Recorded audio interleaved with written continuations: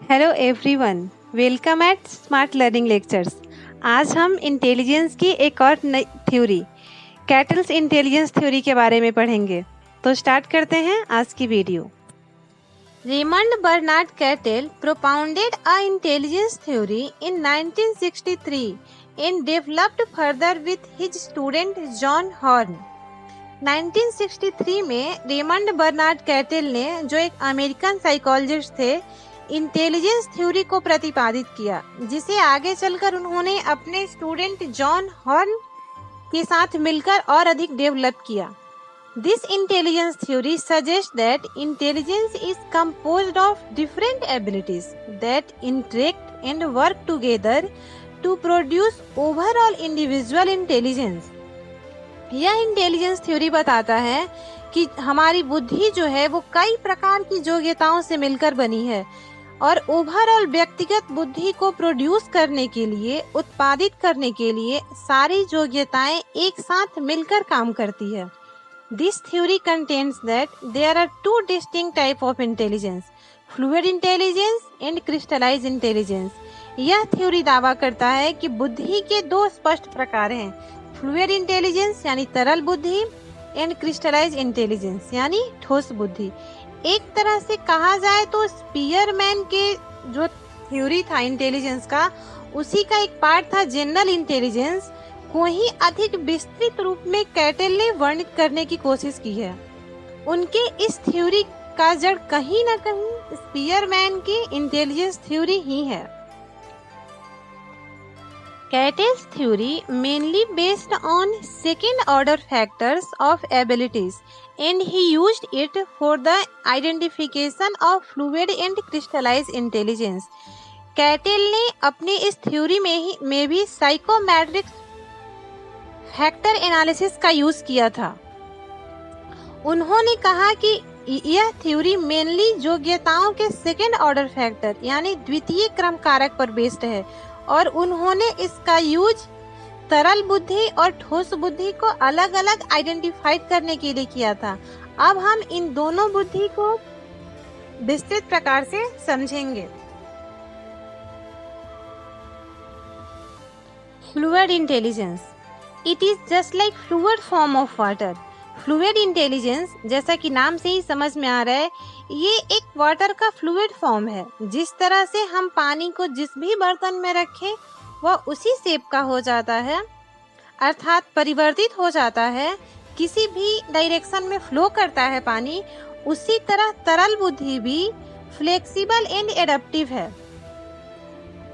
It is the ability to think logically and solve problems in new or novel situations and identify patterns।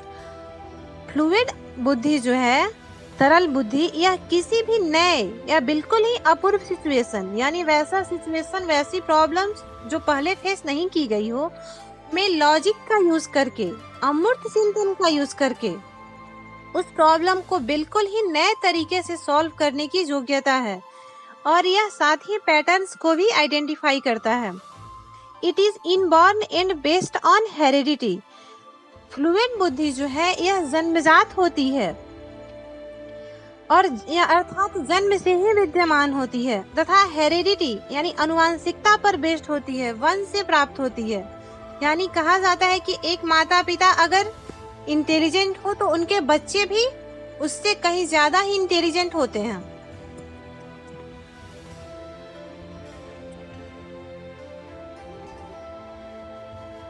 It increases throughout childhood and adolescence and after that decreases। यानी जो fluid बुद्धि है वो बचपन में और किशोरावस्था में इंक्रीज होती है, एटलीस्ट कहा जाए तो 20 और 25 तक, और उसके बाद फ्लूइड बुद्धि जो है वो डिक्रीज होने लगती है। It is used in divergent thinking and plays a role in creativity.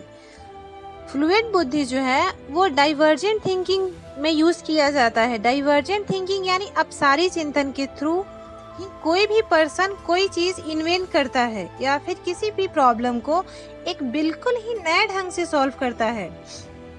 And creativity में भी मौलिकता, अपूर्वता का गुण पाया जाता है। किसी प्रॉब्लम को बिल्कुल नए तरीके से सॉल्व किया जाता है। सो इसके बेसिस पे हम कह सकते हैं कि फ्लूइड इंटेलिजेंस क्रिएटिविटी में एक इम्पॉर्टेंट रोल प्ले करता है। It is used to perceive relationship among stimulus patterns and draw conclusions from those relationships. किसी भी उद्दीपन में जो पैटर्न होता है उस पैटर्न में के रिलेशन को समझने के लिए और उन रिलेशन से निष्कर्ष निकालने के लिए फ्लूइड इंटेलिजेंस का यूज किया जाता है। Physiological influence like accident mainly affect fluid intelligence. कोई भी फिजियोलॉजिकल दुर्घटना जिसमें ब्रेन खासकर फ्रंटल लॉब को जब क्षति पहुंचती है तो फ्लूइड इंटेलिजेंस तरल बुद्धि काफी अधिक मात्रा में प्रभावित होता है और यह फिर से वापस पहले जैसा काम नहीं कर पाता है। The Raven's progressive matrix is used to measure fluid intelligence. जैसा कि हमने पढ़ा कि फ्लूइड इंटेलिजेंस जो है उसमें काफी कुछ समानता स्पीयरमैन के जी फैक्टर के समान है, तो उसको यूज करने के लिए रेवेंस प्रोग्रेसिव मैट्रिक्स का यूज किया जाता है और साथ ही फ्लूइड इंटेलिजेंस को भी मेजर करने के लिए रेमन प्रोग्रेसिव मैट्रिक्स का ही यूज किया जाता है। गाइस, आई होप अब तक हम लोग फ्लूइड इंटेलिजेंस के बारे में काफी कुछ समझ चुके हैं। तो अब बात करते हैं क्रिस्टलाइज इंटेलिजेंस की। क्रिस्टलाइज इंटेलिजेंस यानी ठोस बुद्धि जो है वो फ्लूइड बुद्धि के बिल्कुल ही विपरीत है, बिल्कुल ही अपोजिट है उसके। It is just like ice और a solid form of water. यह वाटर का एक बर्फ या सॉलिड रूप है, यानी एक तरह से कहा जाए तो यह फ्लूइड इंटेलिजेंस के समान चेंजेबल नहीं है। एक बार कोई भी ठोस जो शेप ले लेता है वही शेप उसका रहता है। कहने का तात्पर्य है कि ठोस बुद्धि के द्वारा किसी भी प्रॉब्लम को सॉल्व करने के लिए एक बार हम जब कोई पैटर्न कोई तरीका यूज कर लेते हैं तो दूसरे किसी भी प्रॉब्लम को सॉल्व करने में सबसे पहले हम लोग उसी पैटर्न को यूज करते हैं, उसी तरीके को यूज करते हैं। It is the ability to think a pre situated pattern. जैसा कि हमने अभी पढ़ा कि क्रिस्टलाइज इंटेलिजेंस में हम लोग एक सोचने का जो प्री सिचुएटेड पैटर्न रहता है उसी के अकॉर्डिंग सोचते हैं, कुछ भी अपने तरफ से नया नहीं सोचते हैं, नया कुछ नहीं करते हैं इस बुद्धि के द्वारा। It is acquired in factual knowledge. Crystallize intelligence अर्जित की जाती है, इसे हम अपने पास्ट लर्निंग एक्सपीरियंस के थ्रू, अपने इन्वायरमेंट के थ्रू, हमारे आसपास जिस समाज में हम रहते हैं उसके थ्रू हम लोग इसे सीखते हैं और यह जो है वो तथ्यों पर आधारित होती है।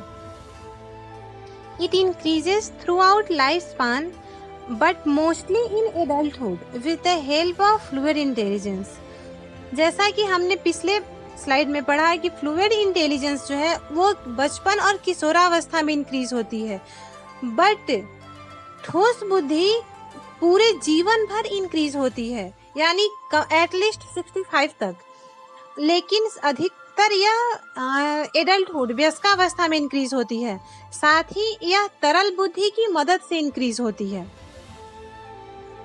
It is influenced by environment, past learning experience and culture. Crystallize intelligence जो है वो हमारे इन्वायरमेंट के द्वारा, हमारे पास्ट लर्निंग एक्सपीरियंस, हमारी संस्कृति के द्वारा बहुत हद तक प्रभावित होता है। हमें अपने इन्वायरमेंट से, अपने समाज से जो भी नॉलेज प्राप्त होता है उसी के बेसिस पे हम ठोस बुद्धि को विकसित करते हैं। It is used in convergent thinking.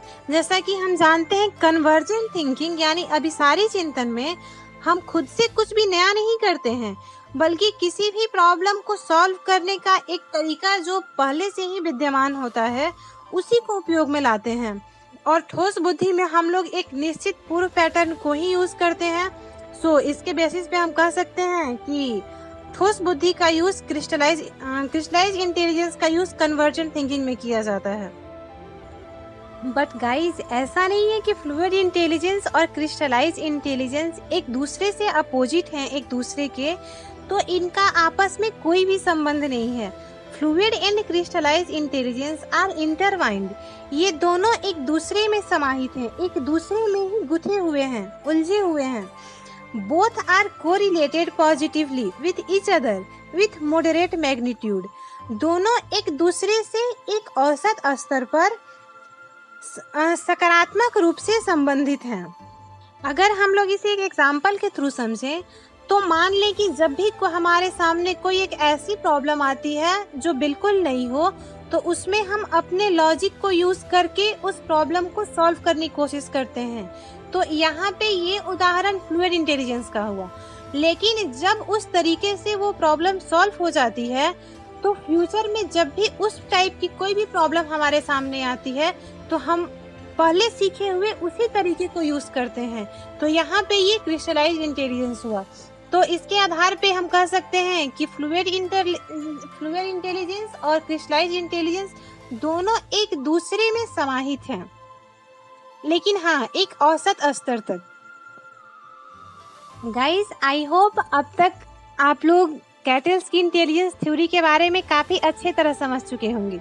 But फिर भी अगर आपको कोई क्वेरी है तो प्लीज़ नीचे कमेंट बॉक्स में कमेंट करें, मैं उसे सॉल्व करने की पूरी कोशिश करूंगी। अब आइए 2014 से लेकर 2019 तक जितने भी कैटल्स थ्योरी से हमारे नेट एग्जाम में जो क्वेश्चन आए हैं उनको सॉल्व करने की कोशिश करते हैं। हमारा फर्स्ट क्वेश्चन एक एसर्शन रीजन का क्वेश्चन है जो नवंबर 2017 में आ चुका है। इसमें एसर्शन है कि mean level of fluid intelligence is higher in young adults than older adults, और इसका रीजन है कि crystallize intelligence increases throughout life span. इसमें एसर्शन बता रहा है कि फ्लूइड इंटेलिजेंस जो है उसका माध्य यंग एडल्ट्स में ओल्डर एडल्ट्स के अपेक्षा ज़्यादा होता है, जो कि बिल्कुल ही सही है क्योंकि फ्लूइड इंटेलिजेंस जो है वो बचपन में किशोरावस्था की अपेक्षा ज़्यादा अच्छी तरह से विकसित होता है। तो यहाँ पे असर्शन बिल्कुल सही है। रीजन है कि crystallize intelligence increases throughout life span, ये भी बिल्कुल सही है। ठोस बुद्धि जो है वो जीवन भर इंक्रीज होता है एटलीस्ट 65 तक। बट यहाँ पे असर्शन रीजन एक दूसरे को सही तरह से एक्सप्लेन नहीं करता है। तो यहाँ पे हमारा आंसर होगा 2। Both A and R are true but R is not the correct explanation of A. हमारा सेकंड क्वेश्चन भी एक असर्शन रीजन का क्वेश्चन है जो जून 2015 में आया है। इसमें असर्शन है कि GF and GC correlate positively with each other across the age levels but with moderate magnitude। ये बिल्कुल सही है क्योंकि GF और GC ये सही है कि एक दूसरे से सकारात्मक रूप से संबंधित हैं, बट एक औसत स्तर तक, एक औसत परिमाप तक। रीजन है GF and GC have different growth patterns। GC grows rapidly in childhood and adolescence whereas GF grows rapidly during adulthood। यहाँ पे रीजन बता रहा है कि जीएफ और जीसी का ग्रोथ पैटर्न जो है वो एक दूसरे से अलग है। जहाँ फ्लूइड बुद्धि जहाँ पे क्रिस्टलाइज बुद्धि बचपन और किशोरावस्था में इंक्रीज होता है, वहीं फ्लूइड बुद्धि वयस्कावस्था में इंक्रीज होता है, जो गलत है क्योंकि क्रिस्टलाइज बुद्धि वयस्कावस्था में इंक्रीज होता है और फ्लूइड बुद्धि बचपन में और किशोरावस्था में इंक्रीज होता है। सो यहाँ पे रीजन गलत है, तो हमारा आंसर होगा 3। A is true but R is false.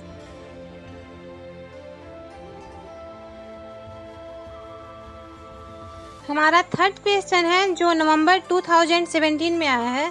Fluid gender intelligence includes the abilities. यहाँ पे ऑप्शन दिए हैं जिनमें बताना है हमें कि तरल बुद्धि में कौन कौन सी योग्यताएं सम्मिलित हैं। ऑप्शन ए है to perceive relationship among stimulus pattern, यानी उद्दीपन में जो पैटर्न है उसके संबंध को समझने में इसका यूज किया जाता है, जो बिल्कुल सही है जैसा कि हमने अपने वीडियो में पढ़ा। टू कॉम्प्रिहेंड इम्प्लीकेशंस, प्रभावों को समझने, यहाँ पे भी ये ऑप्शन बिल्कुल सही है।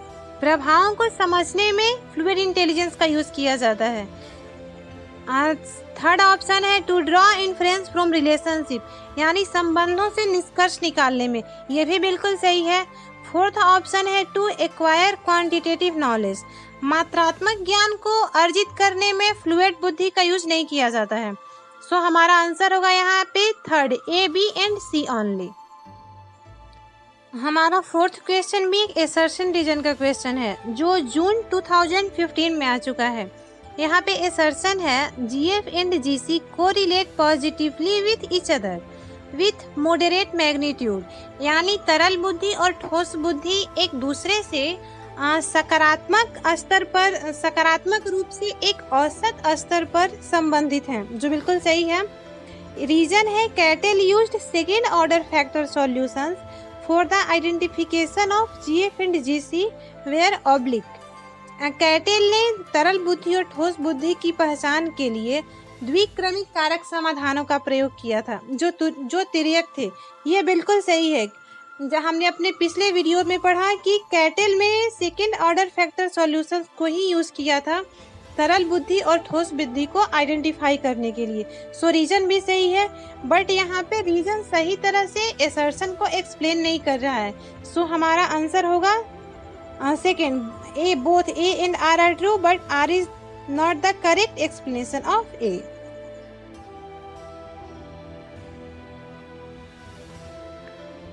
फिफ्थ क्वेश्चन है Cattell propounded GF and GC theory of intelligence mainly based on, यानी कैटेल ने जो थ्योरी को प्रतिपादित किया था वो मुख्यतः किस पर आधारित था। ये क्वेश्चन दिसंबर 2015 में आ चुका है। ऑप्शन है first order factors of abilities, second order factors of abilities, third order factor of abilities and higher order factors of abilities. यहाँ पे हमारा ऑप्शन सेकेंड बिल्कुल सही है। कैटेल ने second order factors of abilities को अपने इंटेलिजेंस थ्योरी में यूज किया था।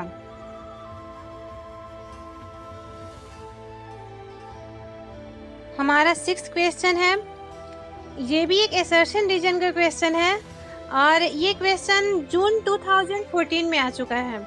एसर्शन है environments that affect educational and cultural opportunities influence crystallize intelligence directly and fluid intelligence indirectly, यानी शैक्षिक एवं सांस्कृतिक अवसरों को प्रभावित करने वाला जो एक इन्वायरमेंट है वो क्रिस्टलाइज इंटेलिजेंस को प्रत्यक्ष रूप से और फ्लूइड इंटेलिजेंस को अप्रत्यक्ष रूप से प्रभावित करता है। यहाँ पे हमारा एसर्शन ही गलत है। इन्वायरमेंटल जो है एजुकेशनल एंड कल्चरल अपॉर्चुनिटीज वो बिल्कुल ही फ्लूइड इंटेलिजेंस को अफेक्ट नहीं करता है, वो सिर्फ और सिर्फ क्रिस्टलाइज इंटेलिजेंस को अफेक्ट करता है। रीजन है crystallize intelligence is developed through the investment of fluid intelligence in cultural settings. यहाँ पे रीजन सही है क्योंकि कल्चरल सेटिंग्स में ही फ्लूइड इंटेलिजेंस के निवेश से ही क्रिस्टलाइज इंटेलिजेंस का विकास होता है। सो रीजन यहाँ पे सही है, एसर्शन गलत है। तो हमारा ऑप्शन होगा option D, A is false but R is true.